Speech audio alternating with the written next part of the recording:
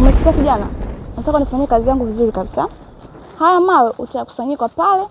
Mbona huu mchanga unaokusanya sehemu moja? Manyasi unayakata yani kwa vizuri. Sawa? Sawa.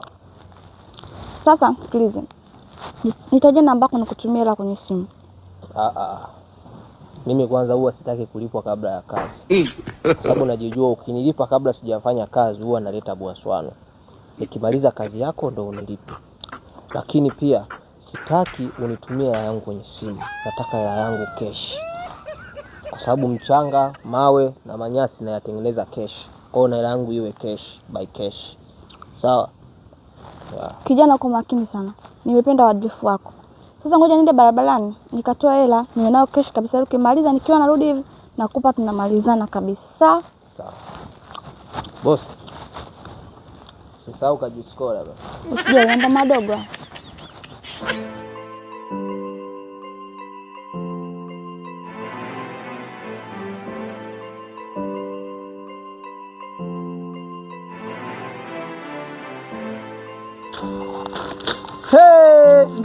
Ndugu yangu.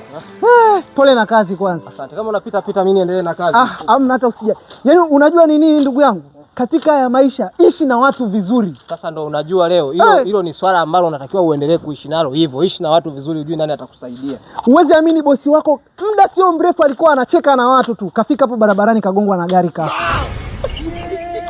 Wewe, amegongwa na gari? Kagongwa na gari nakwambia tapa.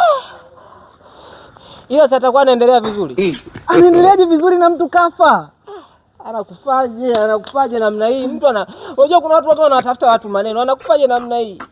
Anyway, mwili wake si bado uko pale. Huko hapo shachukuliwa na mapolisi huko. Na simu yake vyote. Jamani. Anyway, lakini askari alichukua simu yake si unamjua?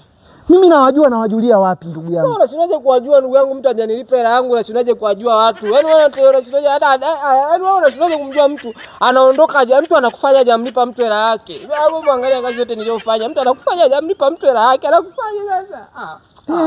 Hata advance. Nilikataa nikasema nataka yote. Anyway, marehemu aongelewe vibaya. Unaweza kuwa na advance hapo unipe kwa niaba yake. Msibani nitaangalia jinsi ya kuongea nao nimalizie. Mimi ndo nilokupa kazi. Sasa umeleta taarifa.